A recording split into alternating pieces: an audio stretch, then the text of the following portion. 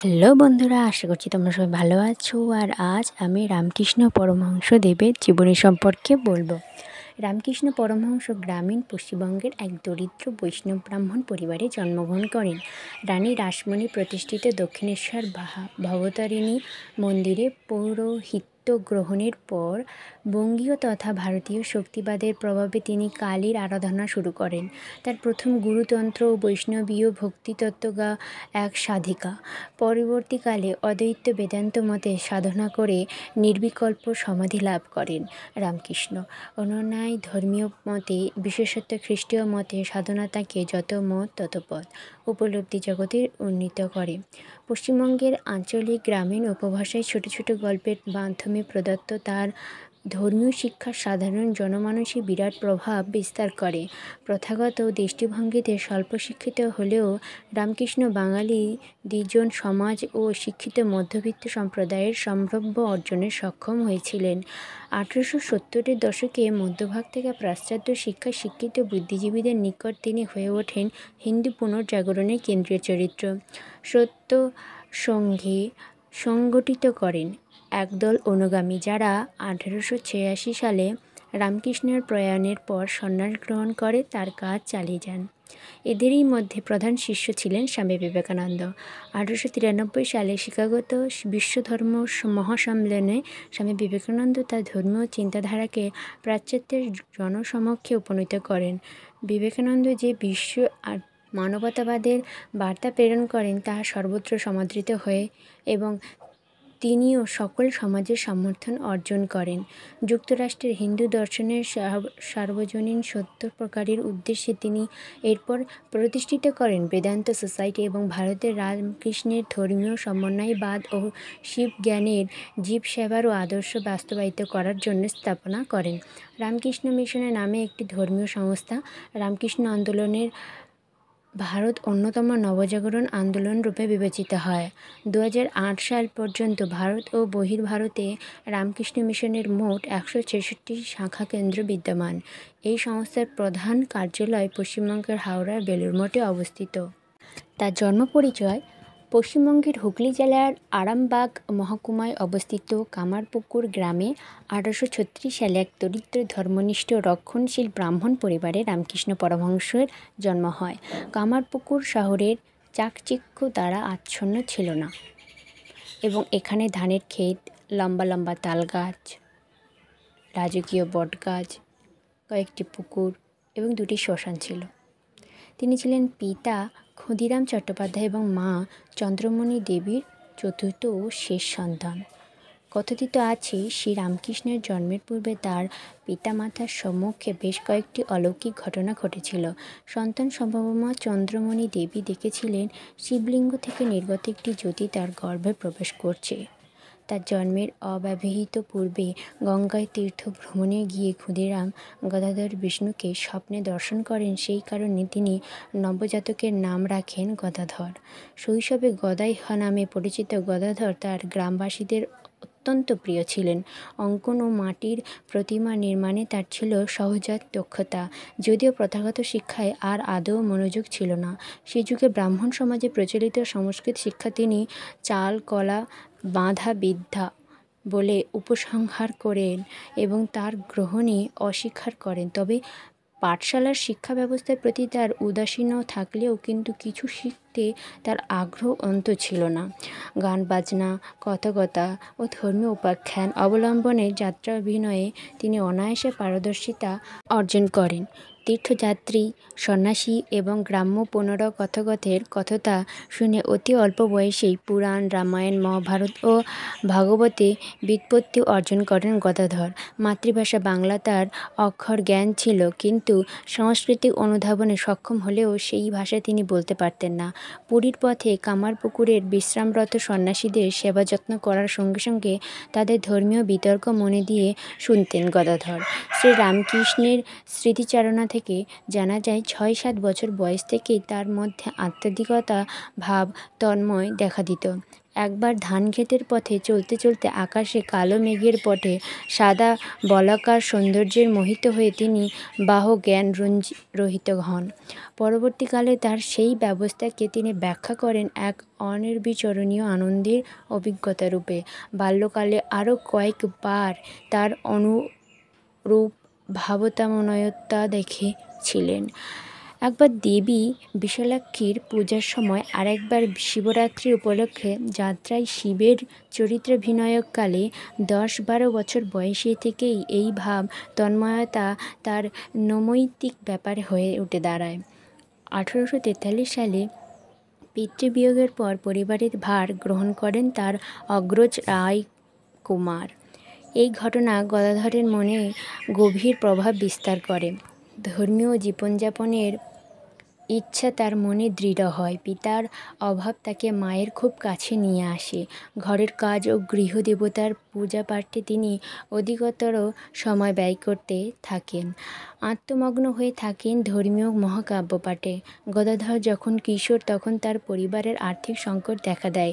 রামকুমার কলকাতায় একটি সাংস্কৃতিক টোল খোলেন এবং পুরোহিতের বৃত্তি গ্রহণ করেন।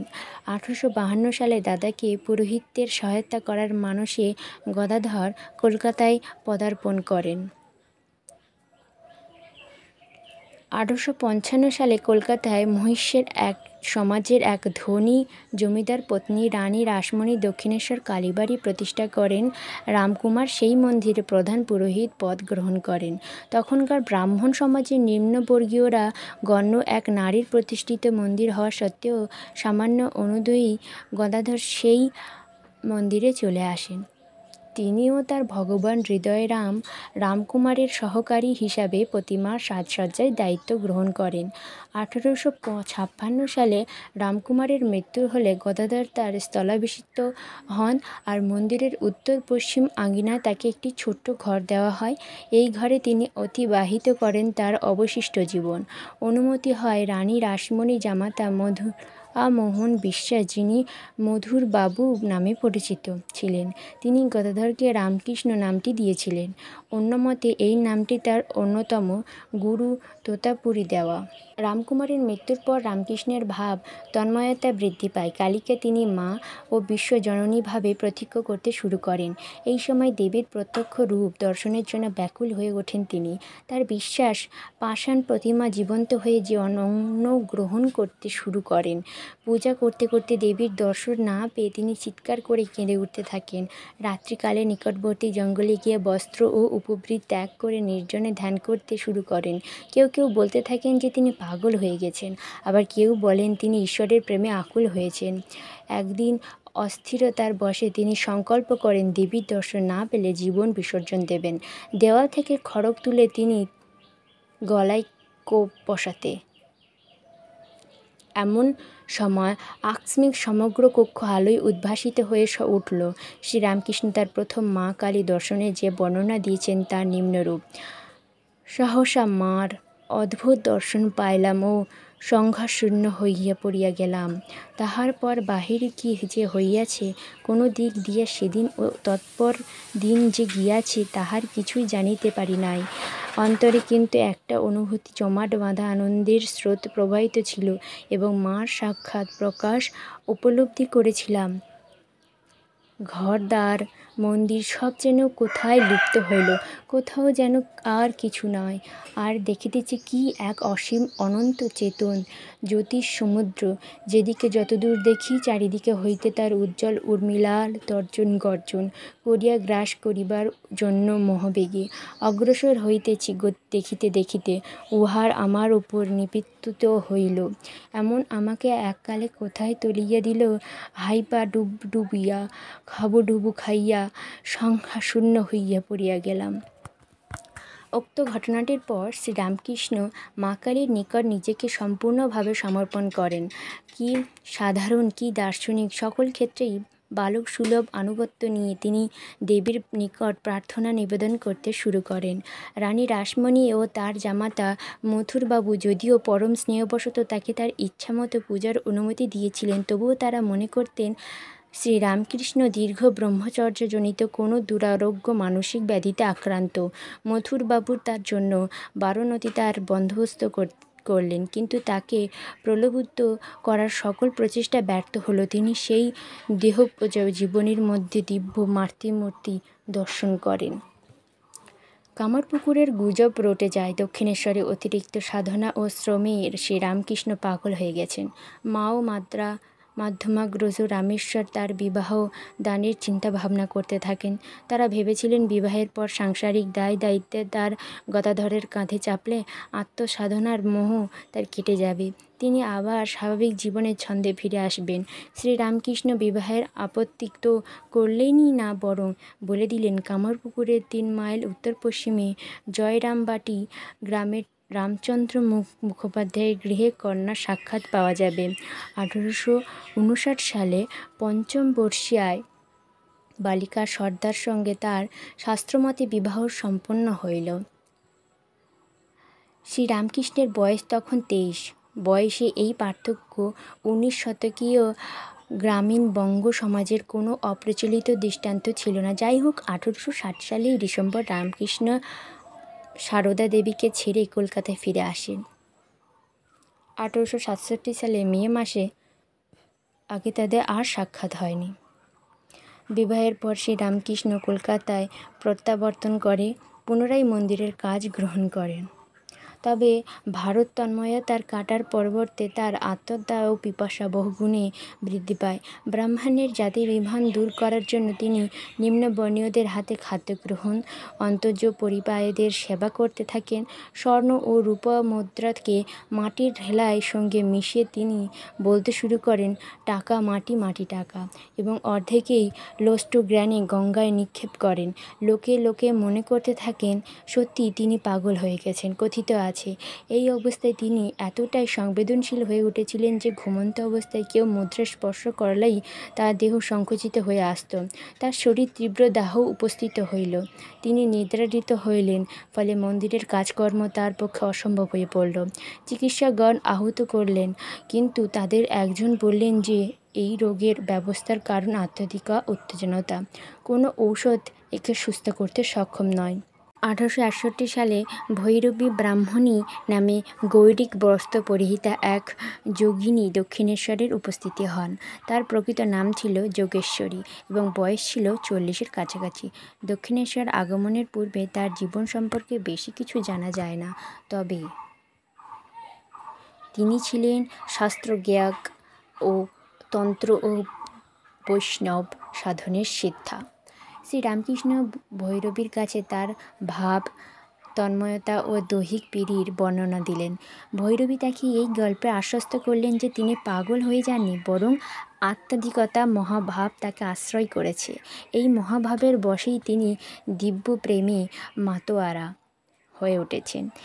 বিভিন্ন ভক্তিশাস্ত্রের উদাহরণ তিনি দেখালেন। রাধা ও চৈতন্য মহাপ্রভুর একই ভাব উপস্থিত হয়েছিল। ভৈরবী তার দৈহিক পীড়া অবসানের নিদানও দিলেন।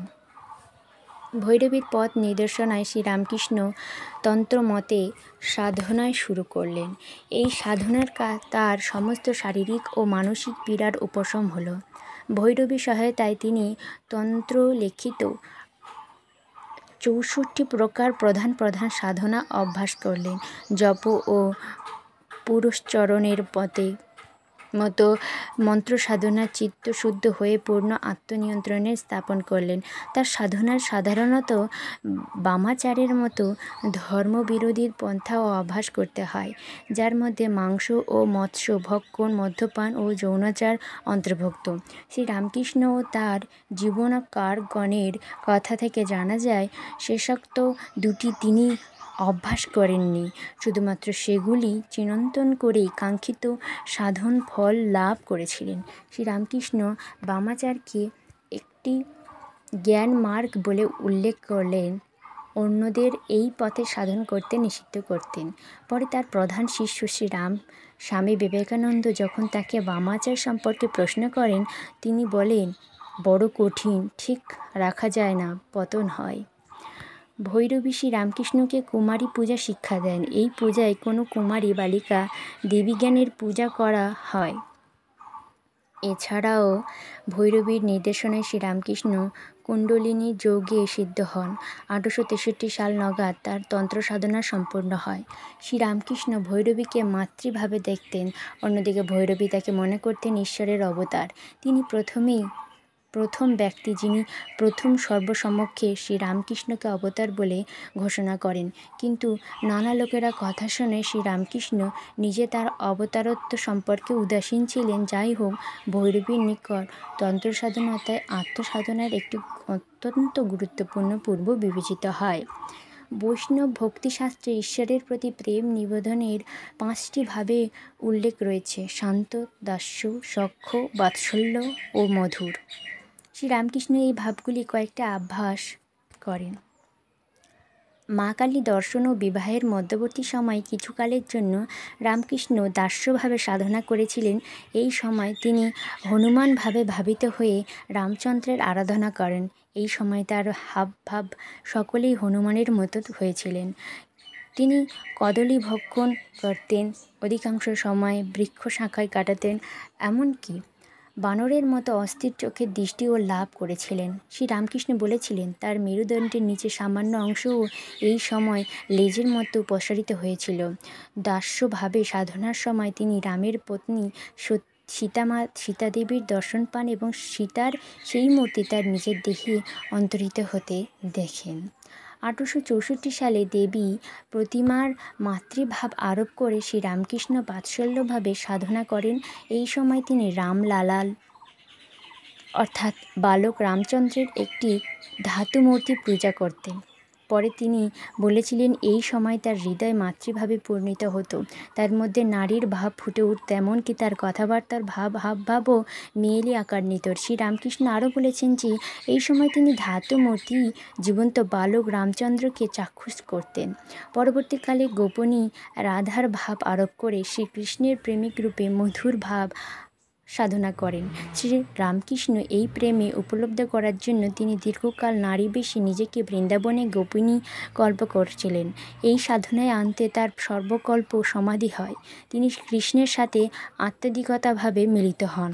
নদিয়ায় গৌড়ীর বৈষ্ণব ভক্তিবাদের প্রবর্তক চৈতন্য ও নিত্যানন্দের জন্মস্থান ভ্রমণকালে তিনি ভাবচক্ষুতে 2 নৃত্যরত বালক তার দেহে অন্তর্লীন হতে দেখেছিলেন। মা কালী দর্শনের পর তার শান্ত ভাব অর্জিত হয়েছিল বলেও জানা যায়। 1864 সালে তোতাপুরী নামক জৈনিক পরিব্রাজক বেদান্তিক সন্ন্যাসীর নিকট শ্রীরামকৃষ্ণ সন্ন্যাস গ্রহণ করেন। তার বর্ণনা অনুযায়ী তোতাপুরী ছিলেন জটাজুটিধারী এক বিশাল বপু উলঙ্গ নাগা সন্ন্যাসী। গুরুর নাম গ্রহণ করা শাস্ত্রমতে বারণ, তাই শ্রীরামকৃষ্ণ তাকে ল্যাংটা বলে উল্লেখ করতেন। তোতাপুরী নেতি দৃষ্টিকোণ থেকে জগৎ দর্শন করতেন। তার মতে সকলেই ছিল মায়া। দেবদেবীর মূর্তি পূজাকেও তিনি উপহাস করতেন। বিশ্বাস করতেন এক অদ্বৈত ব্রহ্মে। তোতাপুরী প্রথমে সকল জাগতিক বন্ধন থেকে শ্রীরামকৃষ্ণকে মুক্ত করার উদ্দেশ্য থেকে তাকে সন্ন্যাস প্রদান করেন। অতঃপর তোতা থেকে অদ্বৈত তত্ত্ব শিক্ষা দেন। নিত্যশুদ্ধ বুদ্ধি, মুক্ত স্বভাব, দেশ কালাদি দ্বারা সর্বত্র অপরিচ্ছন্ন একমাত্র ব্রহ্মবস্তুই নিত্যসত্য। অঘটন ঘটন পর্যবসায়ী মায়া নিজ প্রভাবে তাহাকে নামরূপে দ্বারা খণ্ডিতগত প্রতীত মহাকালে করালেই তিনি কখনোই বাস্তবিক এইরূপ নহেন। নামরূপে দৃঢ় পঞ্চীর সিংহ বিক্রমে ভেদ করিয়া নিগত হও, আপনাতে অবস্থিত তত্ত্বের অন্বেষণে ডুবিয়ে যাও। তোতাপুরীর সহায়তায় শ্রীরামকৃষ্ণ আত্মজীবনীর চরম অবস্থায় নির্বিকল্প সমাধি নিমগ্ন হন। অদ্বৈত বেদান্তের নানা তত্ত্ব শিক্ষা দেওয়ার জন্য তোতাপুরী 11 মাস দক্ষিণেশ্বর শ্রীরামকৃষ্ণের অদ্বৈত বেদান্তের নানান তত্ত্ব শিক্ষা দেওয়ার জন্য তোতাপুরী 11 মাস দক্ষিণেশ্বর শ্রীরামকৃষ্ণের নিকট রয়ে যান। তিনি বিদায় নিলে আরও 6 মাস শ্রীরামকৃষ্ণ আধ্যাত্মিকভাবে তন্ময়তার জগতে অবস্থান করেন। শ্রীরামকৃষ্ণের কথা অনুযায়ী এরপর তিনি দেবী কালীর নিকট থেকে নির্দেশপ্রাপ্ত হন, তুই ভাব মুখে যা, অর্থাৎ সমাধি ও সাধনার অবস্থার মুখে অবস্থান করে লোকশিক্ষা দান কর। 1873 সালে শেষ ভাগ নাগাদ শম্ভুচরণ মল্লিক শ্রীরামকৃষ্ণকে বাইবেল পাঠ করে শোনালেন। তিনি খ্রিস্টীয় মতে সাধনা শুরু করেন, আর শ্রীরামকৃষ্ণ বলেছিলেন এই সময় তার চিত্ত খ্রিস্টীয়ভাবে পূর্ণ হয়েছিল এবং তিনি কালীঘরে যাওয়া বন্ধ করেছিলেন। একদিন মেরি মাতার কোলে যীশুখ্রিস্টের চিত্রে তিনি জীবন্ত যিশুর দিব্য দর্শন লাভ করেছিলেন। তার ঘরে হিন্দু দেবদেবীর সঙ্গে পিতরকে ত্রাণরত যিশুরও একটি চিত্র ছিল। সেটিতে তিনি প্রত্যহ সকাল ও সন্ধ্যায় ধূপারতি করাতেন। সেকালের প্রথায় অনুযায়ী 17-18 বছর বয়স হওয়ার পর সারদা দেবী স্বামী গৃহে যাত্রা করলেন। স্বামী পাগল হয়ে গেছেন এই রূপে একটি গুজব শুনে তিনি অত্যন্ত দুঃখিত হয়েছিলেন। আবার এও শুনেছিলেন তার স্বামী একজন বিশিষ্ট সাধকে পরিণত হয়েছেন। শ্রীরামকৃষ্ণ এই সময় ষোড়শীয় পূজা আয়োজন করেন, আর এই পূজায় তিনি সারদা দেবীকে দিব্য মাতৃক্য জ্ঞানের পূজা নিবেদনের করেছিলেন। তাকে দেবী কালীর পেটেতে বসিয়ে পুষ্প ও ধূপদানে তার পূজা সম্পাদন করেন শ্রীরামকৃষ্ণ। শ্রীরামকৃষ্ণ বলতেন তিনি যে নারী মাত্রেই জগৎ জননীর রূপ দর্শন করেন, তার নিজের স্ত্রীও তার ব্যতিক্রম নয়। এমনকি তিনি রূপজীবনী বারাণসী তাদের মাতৃ সম্বোধন করতেন। দাম্পত্য জীবনে সারদা দেবীর মতো মাতৃজ্ঞান করায় তার বিবাহ অসাধারণত্বে উন্নত হয়। সারদা দেবীর স্মৃতিচারণা থেকে জানা যায় শ্রীরামকৃষ্ণ কোনোদিনও তাকে তুই সম্বোধন করেননি, কখনো রূঢ় বাক্য প্রয়োগ ও তিরস্কারও করেননি। সারদা দেবীকেই শ্রীরামকৃষ্ণ প্রথম অনুগামী মনে করা হয়। তাই শিষ্য ও ভক্ত সমাজে সারদা দেবী শ্রীমা বা মাতা ঠাকুরানী নামে পরিচিত হন। শ্রীরামকৃষ্ণের তিরোভারের পর তিনি শ্রীরামকৃষ্ণ আন্দোলনের কেন্দ্রস্বরূপা হয়েছিলেন। 1875 সালে প্রভাবশালী ব্রাহ্মণ নেতা কেশবচন্দ্র সেনের সহিত শ্রীরামকৃষ্ণ সাক্ষাৎ হয়। কেশব খ্রিস্টধর্মের প্রতি শ্রদ্ধাশীল ছিলেন এবং আদি ব্রহ্মসমাজের সহিত তার বিচ্ছেদও ঘটেছিল। তিনি প্রথমে মূর্তি পূজা পরিত্যাগ করেছিলেন, পরে তিনি শ্রীরামকৃষ্ণের বহু দেবদেবাদ গ্রহণ করেন এবং তার সর্বধর্ম সমন্বয়ে ঈশ্বরের মাতৃভাব আরোপ এবং ব্রাহ্ম ও বহু দেবদেবাদের সম্মিলিত আদর্শে নববিধান প্রতিষ্ঠা করেন। নববিধানের পত্রপত্রিকায় কেশব বেশ কয়েক বছর শ্রীরামকৃষ্ণ উপদেশাবলী প্রচারও করেছিলেন। এর ফলে বাঙালি ভদ্রলোক শ্রেণী অর্থাৎ ইংরেজি শিক্ষিত মধ্যবিত্ত সম্প্রদায়ের ও ভারতে বসবাসকারী ইউরোপীয়গণ তার প্রতি আকৃষ্ট হন। কেশবচন্দ্রের পদাঙ্ক অনুসরণ করে বিজয়কৃষ্ণ গোস্বামীর মতো অন্যান্য ব্রাহ্মণগণ ও শ্রীরামকৃষ্ণের নিকট যাতায়াত শুরু করেন এবং তার মতে অনুগামী হয়ে পড়েন। প্রতাপচন্দ্র মজুমদার, শিবনাথ শাস্ত্রী ও ত্রিলোকনাথ সান্যাল প্রমুখ কলকাতায় বহু বিশিষ্ট ব্যক্তিত্ব 1871 থেকে 1885 সালের মধ্যবর্তী সময়ে নিয়মিত তার সঙ্গে যোগাযোগ রাখতেন। প্রতাপচন্দ্র মজুমদার প্রথম ইংরেজিতে শ্রীরামকৃষ্ণের জীবনী রচনা করেন। 1979 সালে থেইস্টিক কোয়ার্টারলি রিভিউ পত্রিকা তা হিন্দু সেইন্ট এর নামে প্রকাশিত সেই জীবনী জার্মান ভারতবিদ ম্যাক্স মুলার প্রমুখ পশ্চাৎ পণ্ডিতের দৃষ্টি শ্রীরামকৃষ্ণের প্রতি আকৃষ্ট করে। এছাড়াও বিভিন্ন পত্রপত্রিকায় প্রকাশিত অন্যান্য ব্রাহ্মণদের বক্তৃতা ও নিবন্ধ থেকেও বাঙালি ভদ্রলোক শ্রেণী শ্রীরামকৃষ্ণের প্রতি আকৃষ্ট হয়েছিলেন। সংবাদপত্রে প্রকাশিত খবর অনুসারে শ্রীরামকৃষ্ণের প্রেম ও ভক্তির বাণী বাঙালি সমাজের ব্যাপক প্রভাব বিস্তার করে এবং বহু হিন্দু ধর্মত্যাগী যুবকের ধর্মের মূল স্রোতে ফিরিয়ে আনতে সহায়তা করে। রবীন্দ্রনাথ ঠাকুরের পিতা মহর্ষি দেবেন্দ্রনাথ ঠাকুর, ঈশ্বরচন্দ্র বিদ্যাসাগর ও স্বামী দয়ানন্দের সঙ্গেও ধর্ম বিষয়ে শ্রীরামকৃষ্ণের বাক্যলাপ হয়েছিল। তবে ব্রাহ্ম সমাজ তার মত ও ধর্মবিশ্বাসের বিরোধিতাও অনেকেই করেছিলেন। তার সমাধি অবস্থাকে তারা স্নায়ুদুর্লভ বলে উপহাস করেন। ব্রাহ্মণ বান্ধব উপাধ্যায় তার অবতারত্ব অস্বীকার করেছিলেন। শ্রীরামকৃষ্ণের প্রভাব কলকাতার শিক্ষিত সমাজে সীমাবদ্ধ ছিল না। তার জীবদ্দশায় পণ্ডিত ও বিদ্বজ্জন মহলের গণ্ডীপটকে তার ধর্মীয় চিন্তা ধারণা ও উপদেশের প্রভাব বিস্তৃত হয়েছিল। বাংলার বাউল ও কীর্তনভজা সম্প্রদায়ের মধ্যে এমনকি বাংলার বাইরেও অবশ্য মৃত্যুর পূর্বে রামকৃষ্ণের আন্দোলনের কাজ বিশেষ কিছু সাধিত হয়নি। ব্রহ্মসমাজ ও নবোদিত হিন্দু পুনর্জাগরণের আন্দোলনের মধ্যে যোগসূত্র হিসাবে বাংলার নবজাগরণে শ্রীরামকৃষ্ণের প্রভাব অবিস্মরণীয়। সেই যুগে শ্রীরামকৃষ্ণ পাশ্চাত্য গুণ গ্রাহকীদের অন্যতম ছিলেন স্কটিশ চার্চ কলেজের তদন্তিনন অধ্যাপক ডক্টর ডব্লিউ হোস্টি। শ্রেণীকক্ষে উইলিয়াম ওয়ার্ডসওয়ার্থ রচিত দ্য এক্সকারশন কবিতাটি ব্যবহৃত। ট্রান্স শব্দটি বোঝাতে গিয়ে তিনি বলেছেন, শব্দটির প্রকৃত অর্থ হল অনুধাবন করতে হলে দক্ষিণেশ্বরে শ্রী রামকৃষ্ণ নিকট যাওয়া আবশ্যক। তার এই কথায় উদ্বুদ্ধ হয়ে বেশ কয়েকজন তরুণ দক্ষিণেশ্বরে যান। তবে তাদের মধ্যে অন্যতম ছিলেন নরেন্দ্রনাথ দত্ত, যিনি পরে স্বামী বিবেকানন্দ নামে পরিচিত হন। 1879 থেকে 1885 সালের মধ্যবর্তী সময়ে নিজের প্রধান শিষ্যদের সঙ্গে শ্রী রামকৃষ্ণ পরমহংস সাক্ষাৎ হয়। এদের অনেকেই ছিলেন উচ্চশিক্ষিত, কেউ আবার ছিলেন একান্ত নাস্তিক। নিছক কৌতূহলের বশেই তারা শ্রী রামকৃষ্ণকে দেখতে গেছিলেন।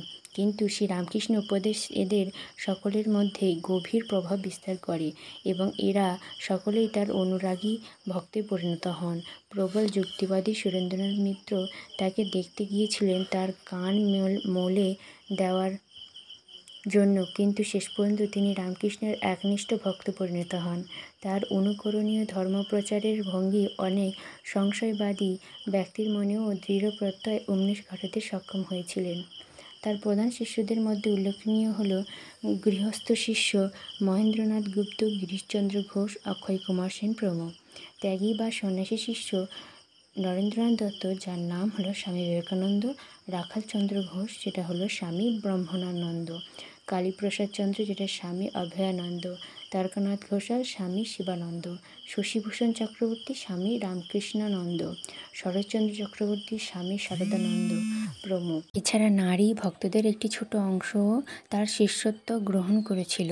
এদের মধ্যে গৌরীমা ও যোগিনমা উল্লেখযোগ্য। এদের কেউ কেউ মন্ত্রদীক্ষার মাধ্যমে তার থেকে সন্ন্যাস গ্রহণ করেছিলেন। তবে তপস্যার বদলে শহরের অবস্থান করে নারী সমাজের সেবাতে তাদের উৎসাহিত করতেন শ্রীরামকৃষ্ণ। তার খ্যাতি ছড়িয়ে পড়ার সঙ্গে সঙ্গে সকল জাতি, ধর্ম, বর্ণের মানুষ শ্রীরামকৃষ্ণের কাছে আসতে শুরু করেন। কি মহারাজা, কি ভিখারি, কি পত্রিকার, কি পণ্ডিত, কি শিল্পীর, কি ভক্ত, কি ব্রাহ্মণ, কি খ্রিস্টান, কি মুসলমান, সকল মতের, সকল পেশার আবাল বৃদ্ধ বর্ণিতা জীবনীকারদের বর্ণনা অনুযায়ী তিনি ছিলেন খুবই মিশুকে ও তুখোড় আলাপচারী। ঘণ্টার পর ঘণ্টা এক নাগাড়ে বলে যেতে পারতেন নিজের আত্মার্থ অভিজ্ঞতার কথা। নানা গল্প খুব সাধারণ দৃষ্টান্তের মাধ্যমে ব্যাখ্যা করে চলতেন। বেদান্তের দুর্বোধ্য তত্ত্ব, রসিকতা, গান ও অন্যান্যদের নকল করার মাধ্যমেও আমোদ প্রমোদেও পিছু পা হতেন না। সকল শ্রোতাকে মন্ত্রমুগ্ধের মতো টেনে রাখতেন তার কাছে। কিছু সন্ন্যাসী শিষ্য থাকলেও তিনি সকলকে গৃহত্যাগ করে সন্ন্যাসী হতে বলতেন না। আবার ত্যাগী শিষ্যদের সন্ন্যাস জীবনের জন্য প্রস্তুত করার মানুষে তাদের জাতি নির্বিশেষে দাঁড়ে দাঁড়ে ঘুরে ভিক্ষা করার নির্দেশ দিতেন। এদের তিনি সন্ন্যাসী জীবনের প্রতীক গৈরিক বস্ত্র ও মন্ত্রদীক্ষাও দান করেছিলেন। তার গলা থেকে প্রথম রক্তক্ষরণ আগস্ট 1885 সালে। ডাক্তারি ভাষায় এর নাম ক্লার্জিম্যানস থ্রট। প্রখ্যাত ডাক্তার মহেন্দ্রলাল সরকার তাকে দেখেন 2 সেপ্টেম্বর 1885 এবং পরের মাসে নিয়মিত চিকিৎসা শুরু হয়। তারই সিদ্ধান্ত রোগটা ক্যান্সার। কবিরাজি ভাষায় রোহিণী রোগ। কলকাতায় শ্যামপুকুর অঞ্চলে তাকে নিয়ে আসা হয়। অবস্থা সংকটজনক হলে 11 ডিসেম্বর 1885 তারিখে তাকে স্থানান্তরিত করা হয় কাশীপুরের এক বিরাট বাগানবাড়িতে। 25 মার্চ 1886 মেডিকেল কলেজের অধ্যক্ষ ডক্টর JM কোটস এসেছিল তাকে দেখতে। বিখ্যাত ডাক্তার রাজেন্দ্রনাথ দত্ত এসেছিল 6 এপ্রিল 1886-তে। এই সময় তার শিষ্যগণ ও সারদা দেবী তার সেবা যত্ন করতেন। চিকিৎসকগণ তাকে কথা না বলার কঠোর নির্দেশ দিয়েছিলেন, কিন্তু সেই নির্দেশ অমান্য করে তিনি অভক্তরের সঙ্গে ধর্মালাপ চালিয়ে যান। কথিত আছে, মৃত্যুর পূর্বে বিবেকানন্দকে তিনি বলেছিলেন, আজ তোকে যথাসর্বস্ব দিয়ে ফকির হয়েছি, এই শক্তির সাহায্যে তুই জগতের অশেষ কল্যাণ করতে পারবি। কাজ শেষ হলে আমার স্বস্থানে ফিরে যাবি। এও কথিত আছে, বিবেকানন্দ তার অবতারত্ব সম্পর্কে সন্দিহান হলে তিনি বলে ওঠেন যে রাম যে কৃষ্ণ, সেই রামকৃষ্ণ। তার শেষে দিনগুলিতে তিনি বিবেকানন্দ ত্যাগী শিষ্যদের দেখাশোনার ভার অর্পণ করে যান। রবিবার 15ই আগস্ট 1886 সালে কাশীপুরে শ্রাবণ মাসের শেষ দিনে ঠাকুর শ্রীরামকৃষ্ণ ভাতের পায়েস খেতে আগ্রহ করেন, কিন্তু এই দিনেই ঠাকুরের সেই বিখ্যাত উক্তি, ভিতরে এত খিদে যে হাঁড়ি হাঁড়ি খিচুড়ি খায়, কিন্তু মহামায়া কিছুই খেতে দিচ্ছে না। শেষে সেই দিনে খিচুড়ি নিয়েও বিশেষ গোলযোগ। সেবকের জন্য শ্রীমা যে খিচুড়ি রাঁধছিলেন তার নিচের অংশ ধরে গেল। বিকালের দিকে পরিস্থিতির পরিবর্তন হওয়ার ভক্ত শশী পরবর্তীকালে স্বামী রামকৃষ্ণানন্দ কয়েক মাইল দৌড়ে গিয়ে ডক্টর নবীন পালকে ধরে নিয়ে এলেন। প্রায় রাত 9টা। হঠাৎ ঠাকুরের সমাধি। নরেন সবাইকে হরি ও তৎসৎ কীর্তন করতে বললেন। সমাধি ভঙ্গ হলো রাত প্রায় 11টায়। সেবক শশীর ইংরেজিতে রাখা নোট অনুযায়ী পুরো 1 গ্লাস পায়েস পান করেন। তারপর ঠাকুর নাকি বলেন, আহ, শান্তি হলো, এখন আর কোনো রোগ নেই। স্বামী অভয়ানন্দ এবং স্বামী রামকৃষ্ণানন্দ ঠাকুরের শেষ মুহূর্তের বিস্তারিত বিবরণে রেখে গিয়েছেন। একটা বাজিলে আকস্মাৎ তিনি একপাশে গড়াইয়া পড়েন। তাহার গলায় ঘর ঘর শব্দ হইতে থাকে। নরেন তাড়াতাড়ি তাহার পা লেপে ঢাকিয়া ছুটিয়া সিঁড়ি বাহিয়া নিচে নামিয়া যান। এ দৃশ্য তিনি সহিতে পারিতেছিলেন না। নাড়ি বন্ধ হয়ে গিয়েছে। আমরা সকলে ভাবিলাম উহা সমাধি। সেই রাত্রি দক্ষিণেশ্বরে ঠাকুরের ভাইপো রামলালকে খবর দেওয়া হলো। রামলাল এসে বলল, বক্ষ তালু গরম হয়ে আছে, তোমরা একবার কাপেতন উপাধ্যায়কে খবর দাও। তিনি তাড়াতাড়ি এসে বললেন, মেরুদণ্ডের গহ্বরঘৃত মালিশ করলে চৈতন্যোদয় হবে। তিনি ঘণ্টার বেশি মালিশ করেও কোনো ফল হলো না। 16ই আগস্ট সকালবেলায় ডক্টর মহেন্দ্রলাল সরকার কাশীপুরে আসেন। অভয়ানন্দের বর্ণনা অনুযায়ী ডক্টর সরকার বেলা 10 ঘটিকায় এসে নাড়ি দেখে বললেন, ঠাকুরের প্রাণবায়ু নির্গত হয়েছে। ডাক্তার সরকারের দিনলিপি, খাওয়া দাওয়ার পর প্রথমে ডাফ স্ট্রিটে যায় এক রোগিণীকে দেখতে, তারপর পরমহংসের কাছে। তিনি মৃত। গত রাত্রে 1টার সময় তার দেহবাসন হয়েছে।